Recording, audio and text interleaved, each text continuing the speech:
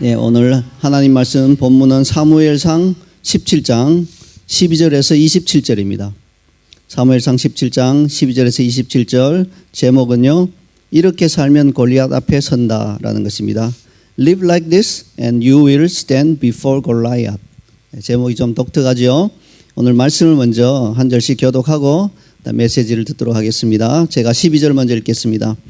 다윗은 유다 베들레헴 에브라 사람 이세라 하는 사람의 아들이었는데 이세는 사울 당시 사람 중에 나이가 많아 늙은 사람으로서 8아들이 있는 중 그 장성한 세 아들은 사울을 따라 싸움에 나갔으니 싸움에 나간 세 아들의 이름은 장자 엘리압이요 그 다음은 아비나답이요 셋째는 삼마며 다윗은 막내라 장성한 세 사람은 사울을 따랐고 다윗은 사울에게로 왕래하며 베들레헴에서 그의 아버지의 양을 칠 때에 그 블레셋 사람이 40일을 조석으로 나와서 몸을 나타내었더라. 이새가 그의 아들 다윗에게 이르되 지금 내 형들을 위하여 이 볶음곡식 한 에바와 이 떡 10덩이를 가지고 진영으로 속히 가서 내 형들에게 주고 이 치즈 10덩이를 가져다가 그들의 천부장에게 주고 내 형들의 안부를 살피고 증표를 가져오라.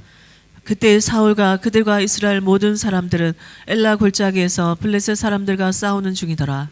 다윗이 아침에 일찍이 일어나서 양을 양지키는 자에게 맡기고 이새가 명령한 대로 가지고 가서 진영에 이른즉 마침 군대가 전장에 나와서 싸우려고 고함치며 이스라엘과 블레셋 사람들이 진열을 벌이고 양군이 서로 대치하였더라. 다윗이 자기의 짐을 짐 지키는 자의 손에 맡기고 군대로 달려가서 형들에게 문안하고 그들과 함께 말할 때에 마침 블레셋 사람의 싸움 도두는 가드 사람 골리앗이라 하는 자가 그 전열에서 나와서 전과 같은 말을 하며 다윗이 들으니라. 이스라엘 모든 사람이 그 사람을 보고 심히 두려워하여 그 앞에서 도망하며 이스라엘 사람들이 이르되 너희가 이 올라온 사람을 보았느냐 참으로 이스라엘을 모욕하러 왔도다.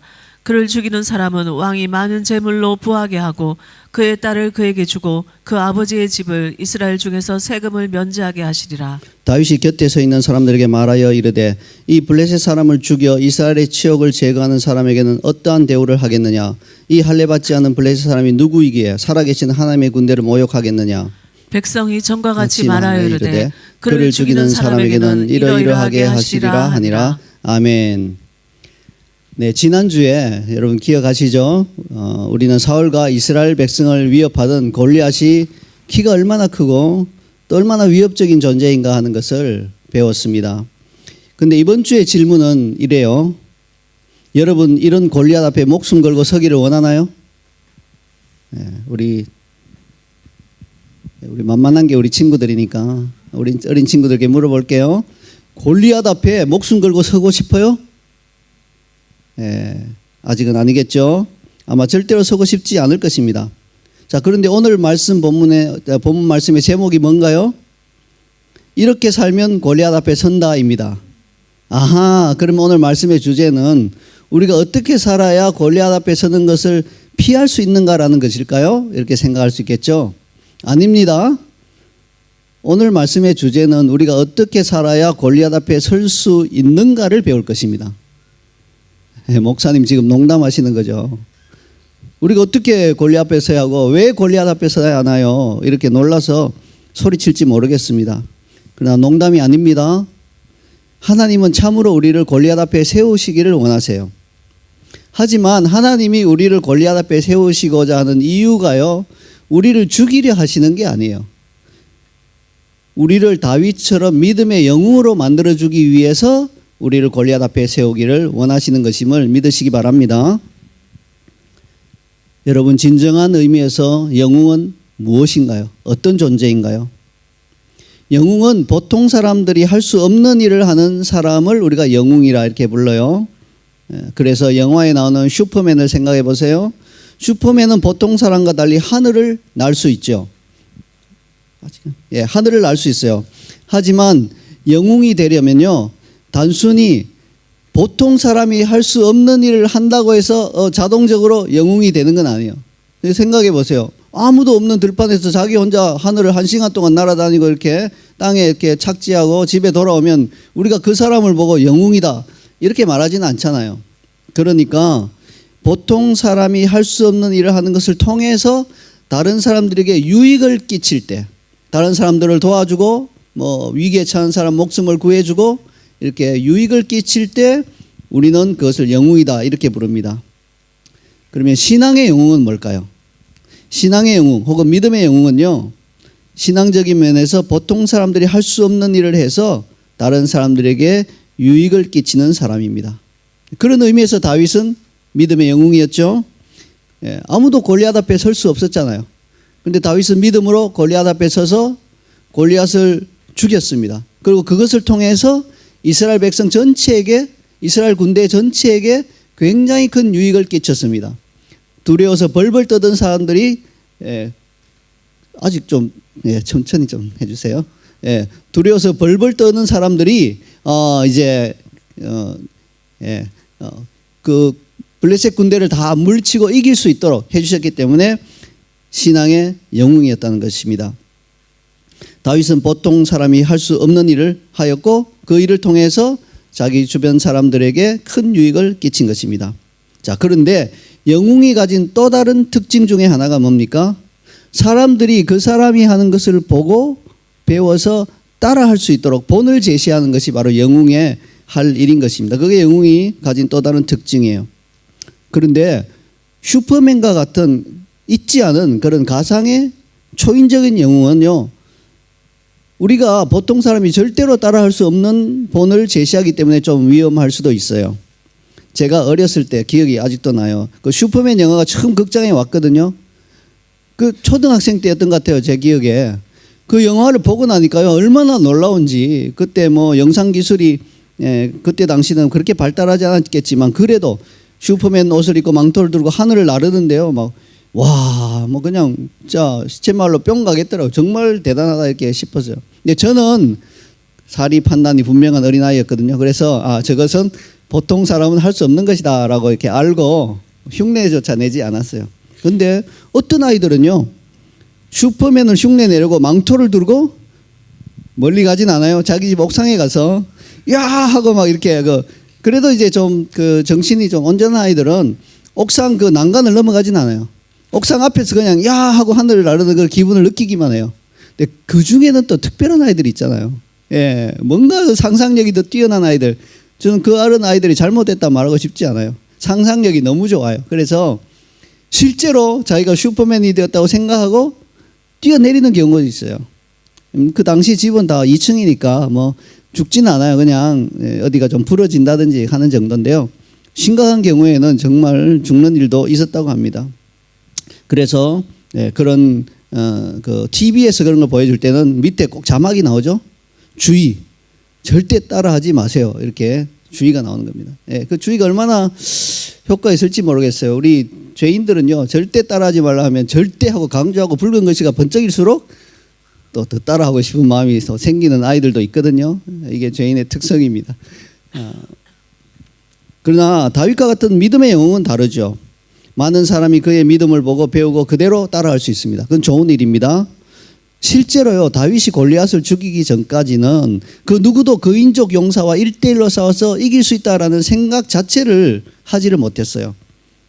뭐 보기만 해도 막 오금이 저리고 주눅이 들고 뭐 주저앉고 싶고 뭐 어떻게 할 수 없을 것 같은데 아무도 앞에 나가려고 하지 않았어요. 심히 두려워했다 이렇게 나오고 있죠.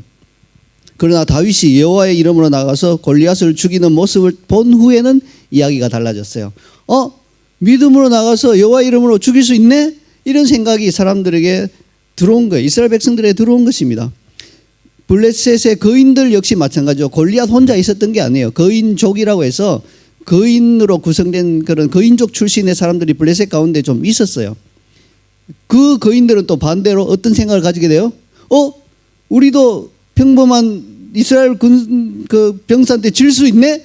이런 생각이 드는 거예요. 그러니까 이건 이중 효과죠. 이스라엘 백성에게는 우리도 이길 수 있다라는 마음을 불어넣어주고 블레셋 거인족 장수들에게는 우리도 질 수 있구나 하는 두려움을 불러넣어준 거예요. 그래서 이중적인 효과를 가져온 것입니다. 그래서 다윗이 이렇게 1대1로 나가서 골리앗을 죽이는 모습을 본 이후에 많은 이스라엘 용사들이요, 거인족 용사와 1대1로 싸워서 그들을 쳐 죽일 수 있었습니다. 실제로 사무엘하 21장에는 그와 관련된 다양한 이야기가 나옵니다. 4케이스를 이야기해요. 이제 대표적으로 4가지 케이스를, 다윗이 골리앗을 죽인 사건 이외에 네 가지 케이스, 그 후에 일어난 네 가지 케이스를 말해주고 있는데요. 좀 긴데 제가 요약해서 읽어보겠습니다.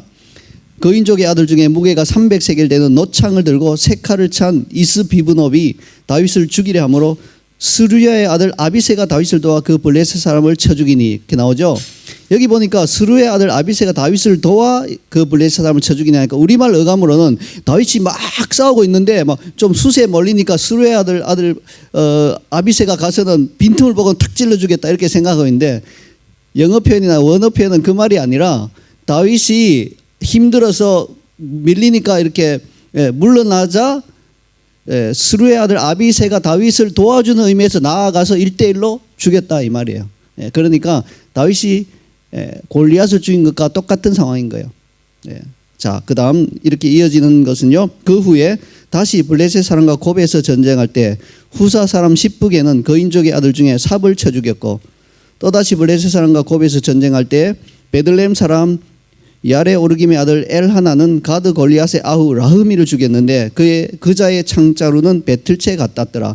계속해서 서로 다른 사람들이 죽이고 있는데 이번에는요 골리앗의 아후도 있었어요.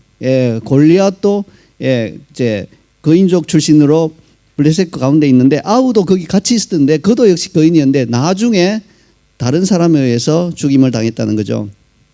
마지막으로 또 가드에서 전쟁할 때 그곳에 키가 큰 자 하나는 손가락과 발가락이 각기 6개씩 모두 24개가 있는데 그도 거인족 소생이라. 손가락 발가락이 하나씩 더 있는 거예요. 그러니까 곱하기 4하면 24개가 되는 거죠. 좀 특이하죠. 그가 이스라엘 사람을 능욕함으로 다윗의 형 삼마의 아들 요나단이 그를 죽이니라. 이 네 사람 가드족 거인족의 소생이 다윗의 손과 그의 부하들의 손에 다 넘어졌더라. 얼마나 놀라운 영웅을 보고 따라해서 이렇게 승리를 거두는 모습을 볼 수가 있지요. 이처럼 다윗이 이렇게 믿음의 영웅으로 이렇게 우뚝 서니까요, 그 본을 통해서 많은 사람들이 그 믿음의 길로 행할 수 있었습니다. 그렇기 때문에 하나님은 이 시대에도 믿음의 영웅을 찾는 거예요. 여러분, 이 시대에는 다윗이 살아서 지금 우리 가운데 있지 않잖아요. 그러니까 또 다른 새로운 믿음의 영웅이 필요한 거예요. 하나님이 사용하실. 그래서 그 사람을 찾는 거예요. 그래서 오늘날 시대의 골리앗도 죽어서 없잖아요 지금. 근데 오늘날 이 시대의 골리앗, 하나님을 모욕하고 하나님께 대적하는 이 시대의 골리앗을 싸워서 이길 수 있는, 믿음으로 싸워 이길 수 있는 영웅을 오늘도 찾고 계시는 거예요. 그래서 그 영웅을 통해서 또 다른 많은 사람들이 보고 용기를 얻고 믿음으로 그들도 이 시대 골리앗을 이길 수 있게 하기 위해서 오늘도 하나님은 믿음의 영웅을 찾고 있다는 것입니다. 그래서 그 영웅은 반드시 골리앗 앞에 서야 합니다. 그래야 본을 보여주잖아요. 아니 다윗이 막 백성들에게 돌아다니면서 야 골리앗 그 이길 수 있어. 어이 싸우면 이길 수 있어. 자 나가봐. 이러면 누가 나가겠어요? 다윗 자신이 골리앗과 1대1로 싸워서 이긴 모습을 보여주니까 그때 이후에는 그 후에는 뭐 별로 말할 필요도 없어요. 다윗만 보면 골리앗도 이길 수 있구나 하는 게 자동으로 딱 떠오르니까요. 말이 아니라 본으로 보여줄 필요가 있다는 것입니다. 그래서 그 믿음의 영웅은 반드시 골리앗 앞에 서서 자신의 믿음을 하나님과 사람들 앞에서 증명해야 하는 것입니다. 그래서 하나님께서는 우리를 골리앗 앞에 세우기 원하시는 거예요. 그 이유가 여기 있습니다. 우리를 믿음의 영웅으로 만들어서 다른 사람들이 우리의 모습을 보고 따라할 수 있도록 말입니다. 만약 여러분이 정말로 골리앗 앞에 서서 그를 이겨서 믿음의 영웅이 되고 싶은 마음이 있다면 오늘 메시지는 여러분을 위한 것이에요. 오늘 메시지에서 전하는 삶의 3가지 태도를 꾸준히 잘 지켜나간다면요, 여러분도 언젠가 골리앗 앞에 설 기회를 얻게 되고 또한 믿음의 영웅이 될 수 있습니다. 다윗이 그 3가지 삶의 태도를 지켜나가는 모습을 우리가 지금부터 볼 텐데요, 우리도 따라하면 돼요. 영웅은 하루아침에 갑자기 생기는 게 아니에요.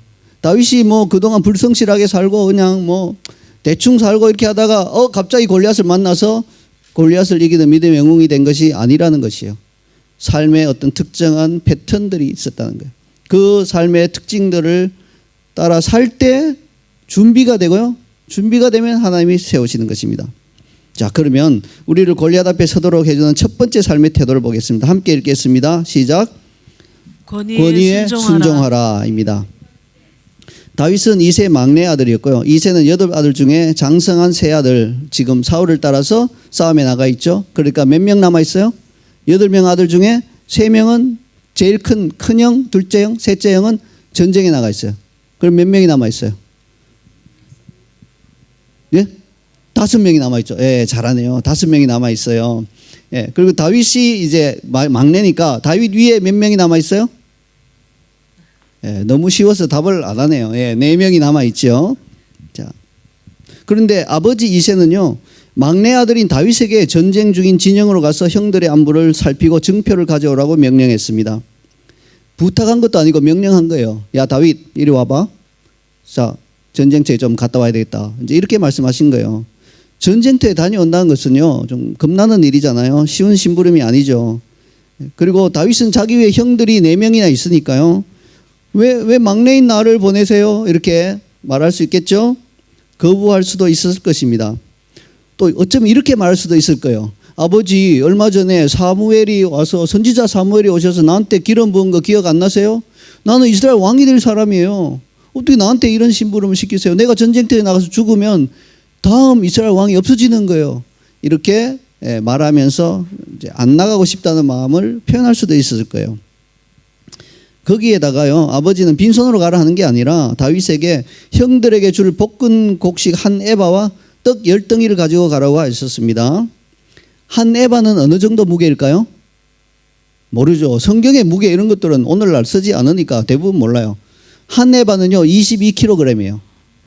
그러니까 결코 가볍지 않죠. 먼 길을 이렇게 가지고 가는데 가볍지 않습니다. 이곳 학생들 책가방이 좀 무겁다고 들었는데 뭐 어떤 친구들은 돌덩이처럼 무거워요 이렇게 이야기하던데 22kg는 안 될 겁니다. 그리고 이제 떡 볶은 곡식 한 에바만 있는 게 아니잖아요. 떡 10덩이도 함께 가져가라 하셨습니다. 떡 한 덩이가 요만큼 하지는 않겠죠. 한 덩이 하면 그래도 적어도 한 사람이 충분히 먹을 만큼 해야 되니까 적어도 한 500g 정도는 되겠죠. 그러니까 떡 10덩이는 22kg에 5kg 추가요 이렇게 되는 거예요. 거기서 끝난 게 아니죠.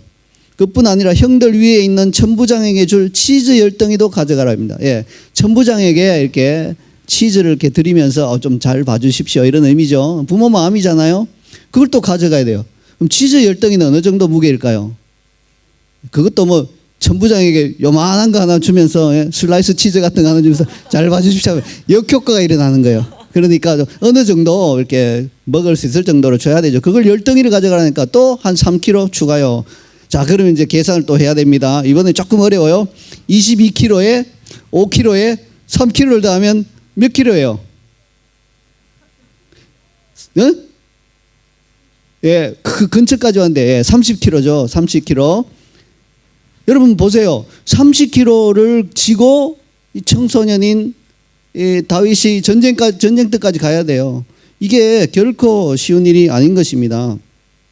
제가 젊은 시절에 무거운 짐을 자주 옮겨봐서 알아요. 제가요, 뭐 상당히 무거운 짐을 굉장히 많이 옮기고 다녔어요. 선교사 시절에도 무거운 짐가방 2개씩 가지고 버스 타고 그렇게 다녔어요. 쉬운 일이 아니에요. 한 번은 서울에 살던 제가 지방에 있는 처가를 방문했는데요. 커다란 이불 보따리를 주셨습니다. 물론 처가의 부모님은 사위를 사랑하는 마음에 특별히 이불을 장만해서 손에 쥐어주셨지만 문제는 그것을 대중교통으로 경북 고령에서 서울의 집까지 가져가는데요. 보통 일이 아니었어요.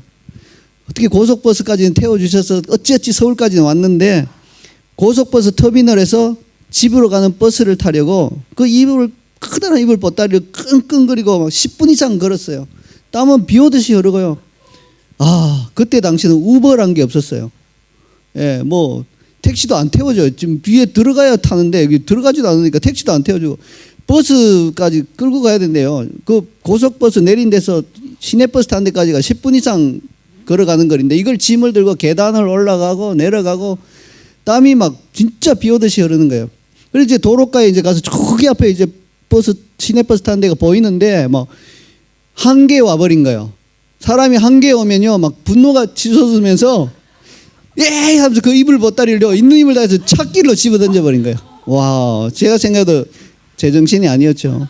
사람이 이렇게 극한 상황에 몰리면요 제정신이 아닌 거예요. 감사하게도 차가 안 왔어요. 예, 차가 왔다면 콱 부딪혀서 뭐 입을 벗다르니까 뭐 크게 문제가 되지는 않았겠지만 그래도 굉장히 좀 그렇죠. 그분이 막 놀라서 핸들을 튼다든지 하면 어떤 일이 나겠어요. 예, 감사하게도 다행히 차가 없었어요. 한 몇 초 지나니까 이러면 안 되지 하는 생각이 들더라고요. 그래서 또 빨리 내려가서 다른 차 오기 전에 입을 벗다리 이제 다시 끙끙 안고 예, 시내버스를 탔죠. 뭐 시내버스가 집 앞에 문 앞에 딱 내려주나요? 그런 시스템 없어요. 예, 또 내려서 5분 정도 걸어야 되는 거예요. 또 낑낑거리면서 이제 골목이니까 집어 던질 데도 없고 그렇게 집에 갔던 기억이 납니다. 그날은 정말로 몸이 파김치가 되었습니다. 자, 좀 무리한 부탁이죠. 그런데 이런 부탁이 아니라 명령입니다. 이런 명령을 들은 다윗의 태도를 보겠습니다. 본문 20절을 함께 읽겠습니다. 다윗이 아침에 일찍 일어나서 양을 양지킨 자에게 맡기고 이새가 명령한 대로 가지고 가서 진영에 이른즉 마침 군대가 전장에 나와서 싸우려고 고함치며 다윗은 아침 일찍 일어나서 양을 양지킨 자에게 맡겼습니다. 이것도 참 잘한 일이죠. 양 그냥 버려두고 가지 않았어요. 우리가요 기분 나쁘면 굉장히 그 말도 안 되는 행동을 해요. 뭐 아버지가 뭐 날 보내니까 뭐 기분 나쁘면요 하기 싫은 일은요 꾸물꾸물대요. 절대 아침 일찍 안 일어나요. 막 한 해가 중천에 뜨도록 잘 거예요. 막 일어났도 안 일어날 거예요. 지금 가야 되는데 가기 싫어 하면서 있을 거예요. 양도요 뭐 될 대로 되라지 하면서 막 그냥 가버리는 그런 수가 있어요. 근데 다윗은 그렇게 하지 않았죠. 아침 일찍 일어났어요. 이건 뭡니까? 아버지 명령을 따르기 싫어하는 자세가 아니죠. 자신이 다녀올 동안 양을 지켜줄 사람에게 양도 맡깁니다. 그리고 아버지 이새가 명령한 대로 모든 물건을 다 챙겨가지고 진영에 도착했습니다. 중간에 집어 던지지도 않았을 것이라고 확신합니다. 예, 잘 챙겨서 갔을 거예요. 아버지가 어떤 무리한 부탁을 하고 무리한 말씀을 하실 때 거절하는 사람이 많죠. 하더라도 툴툴대면서 마지못해 하는 사람도 많아요. 그러나 순종하는 마음으로 기꺼이 하는 사람은 참 드뭅니다. 이러면서 다윗은 권위에 순종한 거예요. 하나님은 이렇게 권위에 순종하는 사람을 믿음의 영웅으로 만드십니다. 그 반면에 하나님이 자신 위에 두신 그 권위에 순종하지 않고 항상 사사건건 불만을 터뜨리고 이런 사람을 믿음의 영웅으로 만드실 수 없습니다. 왜냐하면 아니 권위에 순종하지 않는 사람을 믿음의 영웅으로 만들어버리면 사람들이 그 사람을 보고 권위에 순종하지 않아도 되겠구나. 사람들이 영웅을 보고 따라한다 그랬잖아요. 아 저런 모습을 보여도 되겠구나. 이렇게 되니까 세울 수가 없는 거죠. 여러분 골리앗 앞에 서고 싶지 않으면 절대 권위에 불순종하고 막 버팅기세요. 그러면 절대 골리앗 앞에 서지 않습니다. 골리앗 앞에 서고 싶으시다면 첫 발걸음은 권위에 순종하는 것입니다. 가만히 생각해 보세요. 만약에 다윗이 아버지 이새의 말에 순종하지 않았더라면 싸움이 진행 중인 진영으로 가지 않았을 거죠. 그랬더라면 골리앗 앞에 서는 일은 없었을 것이죠. 그랬더라면 다윗이 믿음의 영웅이 되는 일도 없었을 것이요. 그리고 다윗과 골리앗이라는 놀라운 믿음의 본을 계속해서 남기는 이런 놀라운 역사도 전혀 일어나지 않았을 것입니다. 그러므로 하나님께서 자기 위에 두신 권위에 순종하는 것이 믿음의 영웅으로 가는 첫 발걸음인 것을 꼭 기억하시기 바랍니다. 다 함께 로마서 13장 1절을 읽어보겠습니다. 각 사람은 위에 있는 권세들에게 복종하라. 권세는 하나님으로부터 나지 않음이 없나니 모든 권세는 다 하나님께서 정하신 바라. 그래요. 우리 위에 있는 권위는 하나님께 온 거예요. 그러니까 그 권위에 순종하지 않는다는 말은 하나님 마음에 안 듭니다 이 말이에요. 그런 사람을 하나님은 믿음의 영웅으로 만드실 수 없다는 것입니다. 이제 우리를 골리앗 앞에 서도록 해주는 삶의 태도 두 번째를 보겠습니다. 자, 읽겠습니다. 하나님의 이름을 존중하라. 네. 본문 26절을 함께 읽겠습니다. 다윗이 곁에 서 있는 사람들에게 말하여 이르되 이 블레셋 사람을 죽여 이스라엘의 치욕을 제거하는 사람에게는 어떠한 대우를 하겠느냐. 이 할례 받지 않은 블레셋 사람이 누구이기에 살아계신 하나님의 군대를 모욕하겠느냐. 이 구절에서 우리는 다윗이 분노하고 있음을 느낄 수 있죠. 화가 난 거예요 다윗이. 그 이유가 뭡니까? 골리앗이 살아계신 하나님의 군대, 즉 이스라엘 군대를 모욕하는 말을 들었기 때문에 그래요. 이스라엘 군대를 모욕한다는 말은 오늘날 말로 하자면 교회와 그리스도인들을 모욕하는 그러한 말과 행동입니다. 하나님을 모욕하는 말을 듣고 다윗은 분노하게 된 것입니다. 그런데요, 똑같은 말을 들은 사울과 이스라엘 백성은 분노하는 게 아니라 그저 겁에 질려서 벌벌 떨고 있을 뿐입니다. 이런 사람들의 특징이 있어요. 하나님을 모욕하는 말을 들을 때는 뭐 아무렇지도 않고 막 그것이 나에게 직접적인 위해가 될 때, 위협이 될 때는 막 겁에 떨고 있는 이런 사람들의 특징은 뭐냐? 엉뚱한 때 분노한다는 거죠. 예. 우리는 언제 분노할까요? 여러분 자신을 한번 잘 체크해 보세요. 여러분이 언제 분노한지 보면요, 여러분이 어떤 종류의 사람인지 알아요. 여러분 언제 분노할까요? 대부분 우리는 마음대로, 내 마음대로 안 될 때 분노합니다. 또한 기대했던 것이 채워지지 않을 때 분노합니다. 엄마는 언제 화를 자주 내나요? 엄마들 여기 있죠? 엄마들은 언제 자주 화를 내죠? 예, 아이들이 말을 듣지 않을 때 화를 냅니다. 물론 아이들이 엄마 말을 듣지 않고 엄마의 권위를 인정하지 않고 순종하지 않는 것은 큰 문제입니다. 그렇다 하더라도요, 그런 아이들에 대하여 마구 화를 내는 것은 하나님의 방식은 아니겠죠. 자, 그러면 아이들은 언제 화를 내나요? 뭐 여러 가지 경우에서 화를 내는데, 형이나 동생이 허락도 없이 자기 것을 가져가서 써버리면 화가 나겠죠. 예. 허락을 구하지 않은 것은 분명히 잘못된 게 맞아요. 그러나 화를 내는 것 역시 하나님의 방식이 아닙니다. 이처럼 우리는요, 대부분 자기 위주로 화를 내요. 그냥 내가 기분 나쁘면, 내가 섭섭하면, 내가 억울하면 막 화를 내버립니다. 이처럼 우리가 자기 마음에 안 든다고 화를 내면 하나님은 우리를 골리앗 앞에 서게 하실 수 없습니다. 이유도 마찬가지죠. 마음에 들지 않을 때마다 막 화를 벌컥벌컥 내는 사람을 믿음의 영웅으로 만들어버리면 어떻게 돼요? 사람들이 보고 아이고, 기분 나쁘면 저렇게 화를 내도 되는구나. 우리 영웅이 저렇게 화를 내는데 나도 뭐 화를 내도 되겠네. 그렇게 되기 때문에 결코 믿음의 영웅으로 세울 수 없습니다. 그러면 우리는 언제 분노해야 하나요? 예, 사실은 나 자신 때문에, 나 때문에 내가 기분 나빠서 이렇게 분노하는 게 아니라 하나님의 이름이 모욕을 받고 조롱당할 때 우리가 분노가 일어나야 사실이 그 맞는 것입니다. 성경은 이것을 거룩한 분노라고 말씀합니다. 예수님이 그 성전이 더럽혀진 것을 보고 분노하시면서 장사하는 사람들 쫓아내신 것과 같은 그런 종류의 거룩한 분노인 것입니다. 하나님은 당신의 이름이 모욕당한 것으로 인해 분노하는 사람을 귀하게 보십니다.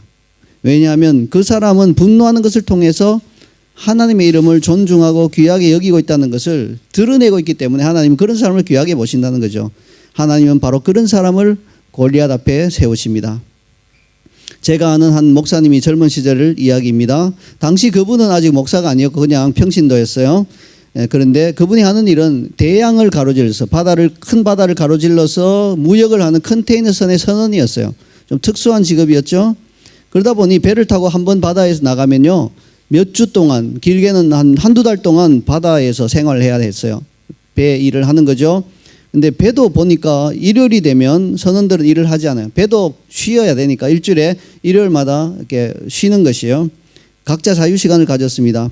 그때 그 목사님은 당시 청년으로서 신앙이 좋으셨기 때문에 몇몇 선원들과 함께 주일마다 선실에 모여서 하나님께 예배를 드렸습니다.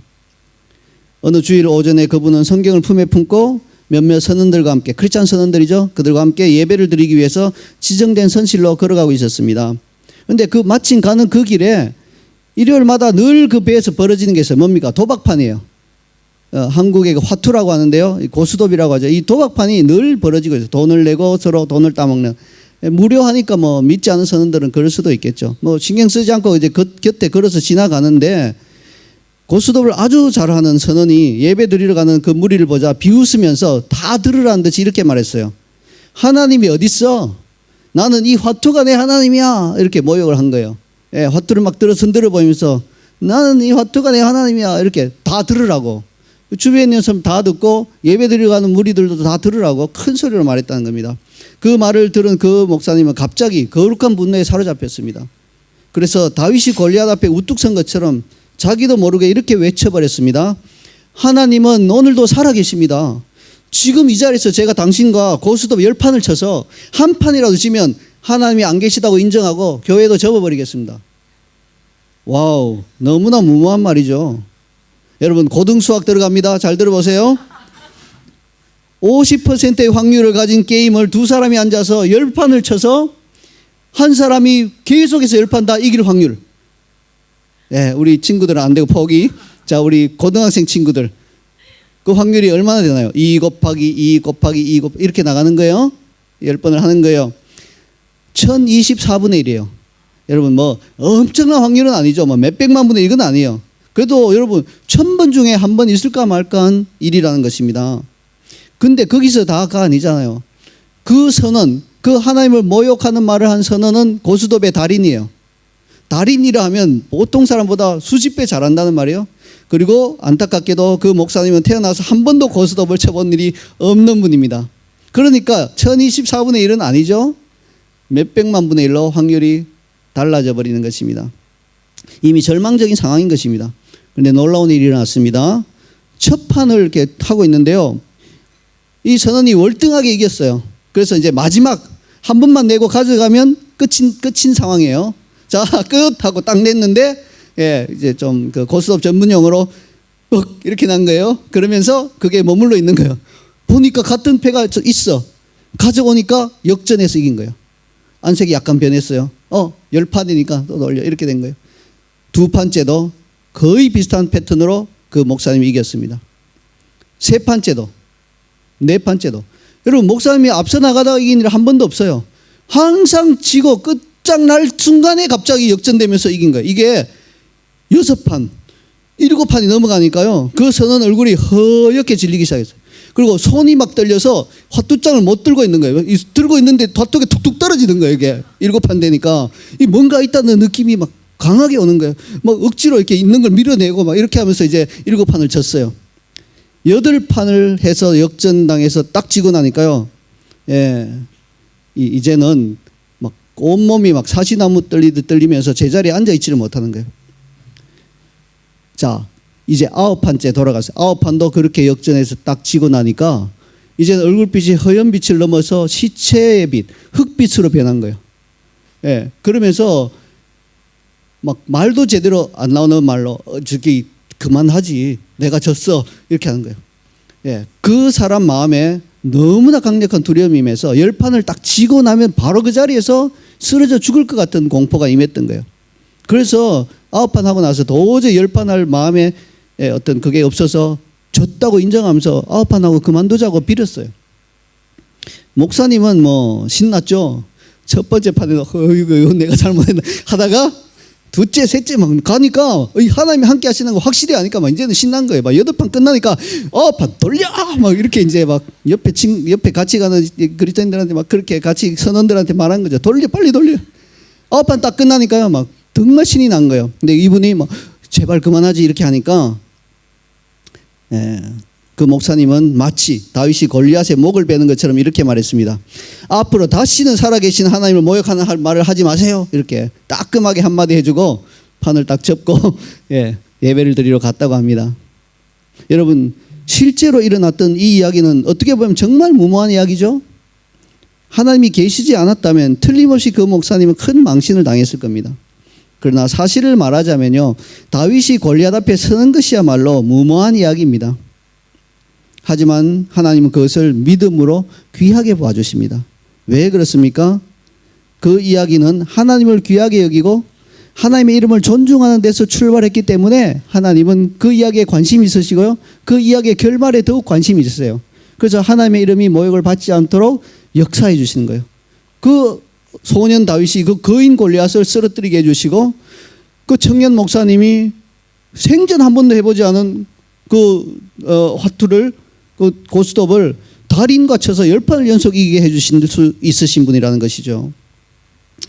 다윗은 하나님의 이름이 모욕을 당하는 것에 분노함으로써 하나님의 이름을 존중했습니다. 우리도 다윗과 같은 태도로 하나님의 이름을 존중하며 살아갈 때 하나님은 우리를 골리앗 앞에 세우실 것입니다. 근데 여러분, 주의, 경고, 번쩍번쩍 빨간불 있습니다. 뭡니까? 모든 상황에서 그냥 뭐 하나님의 이름이 모욕당한다 싶으면 막 무조건 막 그냥 모험을 걸라는 건 아니고요. 성령께서 강하게 그 순간에 감동을 주실 때 믿음으로 그렇게 모험을 걸 때 그게 바로 골리앗 앞에 서는 일인 것입니다. 이제 우리를 골리앗 앞에 서도록 해주는 삶의 태도 세 번째를 보겠습니다. 함께 읽겠습니다. 하나님이 주실 상급을 귀하게 여기라. 네, 상급을 귀하게 여기라는 것입니다. 본문 26절을 다시 한번 함께 읽겠습니다.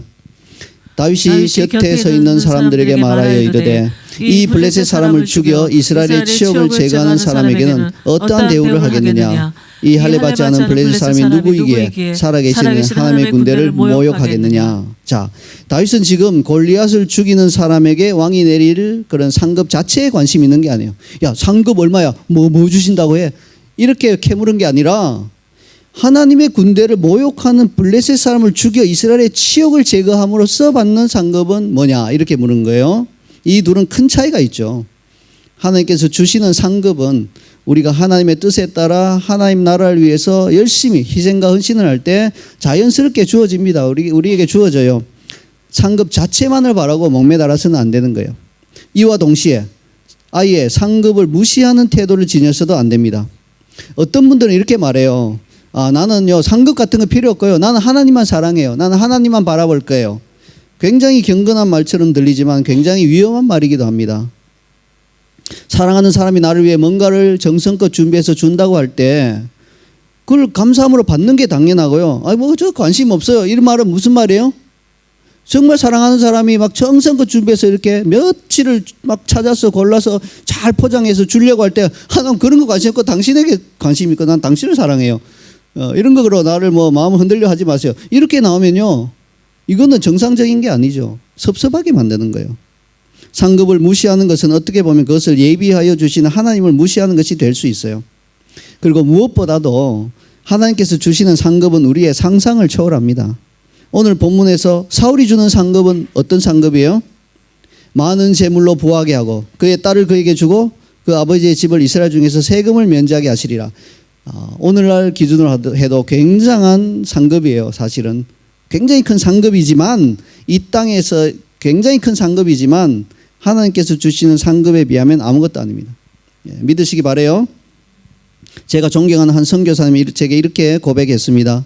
라 목사님, 제가 헐벗고 굶주리고 자지 못하고 영양실조까지 되어가면서 주를 위해 이 모든 수고를 하는 것은 하나님을 사랑하기 때문이고 또한 천국의 상급을 바라보기 때문입니다.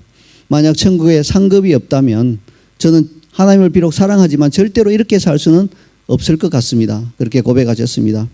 이처럼 상급을 귀하게 여기는 삶의 태도는 참으로 중요합니다. 여러분 생각해 보세요. 상급에 관심이 없는 사람을 하나님께서 골리앗 앞에 세울 수 있겠습니까? 골리앗을 이긴 다음에 하나님께서 상급을 주려고 할 때 관심 없는데요. 이렇게 나오면 곤란하잖아요. 그러므로 하나님은 골리앗에게 이긴 후에 하나님께서 주시는 상급을 사모하며 감사함으로 그것을 받는 사람을 골리앗 앞에 세우실 것입니다. 이제 말씀의 결론을 맺겠습니다. 우리의 삶의 태도에 따라서 하나님은 우리를 골리앗 앞에 세우실 수도 있고 는 아직 안 되겠다 하고 세우지 않으실 수도 있어요. 물론 골리앗 앞에 서는 삶은 아주 살뜰리는 굉장한 모험의 삶이 될 것입니다. 그리고 계속 세우는 게 아니에요. 결정 순간에 한번 세우시는 거예요, 여러분. 근데 그 결과는 놀랍습니다. 우리는 믿음의 영웅이 되어서 우리의 발자취를 따를 수많은 사람들에게 믿음의 본을 보일 수 있습니다. 그러나 그 삶에는 저절로 되는 게 아니라 대가가 요구되죠. 뭡니까? 하나님이 나의 위에 세우신 권위에 묵묵히 순종하는 것을 우리가 대가로 지불해야 합니다. 또 하나님의 이름을 존중하며 하나님의 이름이 모욕당할 때 거룩한 분노를 일으키는 그러한 대가가 지불됩니다. 여러분, 그러한 분노를 일으킨다는 말은 바꿔 말하면 일상생활에서 나의 모든 문제로 인한 그런 분노는요 절제하고 자제할 줄 알아야 된다는 말이겠죠. 마지막으로 하나님께 주실 상급을 귀하게 여기는 그런 적극적인 삶의 태도를 요구합니다. 그럴 때 하나님께서 우리를 골리앗 앞에 세우실 것입니다. 이제 메시지를 요약하면서 이렇게 정리해 놓은 우리 성구들 보면서 읽으면서 내면화하는 시간을 가지겠습니다. 오늘 본문 중에 핵심 포인트를 요약해 놓았습니다. 이 구절들을 눈으로 읽으면서 메시지가 머리에서 가슴으로 내려가도록 하나님께 기도로 우리의 결단을 올려드리도록 하겠습니다. 함께 읽으며 기도하겠습니다.